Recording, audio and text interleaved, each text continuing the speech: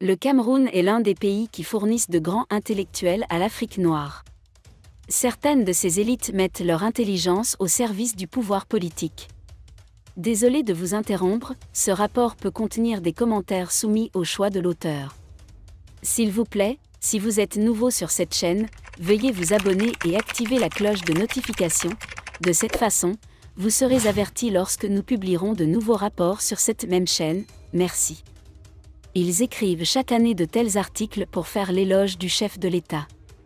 Dans l'émission de la semaine 7 du 5 novembre 2023, l'homme politique Saint-Elo Bidung a lié ses livres sur Paul Biya aux ambitions personnelles de leur auteur. Il a cité par exemple le ministre de l'Enseignement supérieur, Jacques Fam Nzongo, entré au gouvernement après la publication du livre Paul Biya, La rigueur incarnée. Il semble que le président apprécie le grand nombre d'ouvrages que lui consacrent ses compatriotes. Presque tous les intellectuels qui lui ont écrit ont constaté des progrès rapides. Certains sont devenus ministres, d'autres directeurs d'entreprises publiques. Le plus jeune participant à la formation était le ministre de la Santé, Manoda Malayi. Le ministre au centre du scandale de malversation vient de publier un livre contenant 200 citations du président de la République, Paul Biya. Pour certains analystes, il cherchait un moyen de s'attirer les faveurs du chef de l'État.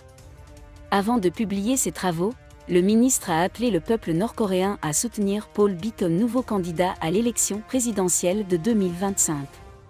Le journaliste Xavier Mez ne comprend pas comment les Camerounais peuvent écrire autant sur le président de la République, qui communique à peine avec la population. Paul Biya est sans doute le leader aux œuvres les plus carnavalesques. Vous ne pouvez pas parler 2 fois par an, nous l'avons analysé et transformé en un article gratuit complet. Le président doit s'exprimer régulièrement tous les jours, même si cela est nécessaire, il a annoncé. Le 6 novembre 2023, Etoudi TV, télévision de la République populaire de Chine, a été mise en lumière par Paul Biya. Tout au long de la semaine, le Cameroun vibrera au rythme des célébrations depuis l'entrée en fonction de Paul Biya le 6 novembre 1982.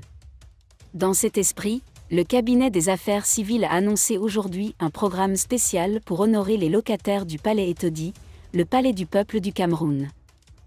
Un communiqué similaire a été diffusé le 3 novembre 2023 par le directeur du cabinet civil de la présidence de la République, Samuel Mvondo Ayolo. Actu Cameroun croit comprendre dans cette newsletter que l'émission spéciale débutera le 6 novembre 2023, à 19 h.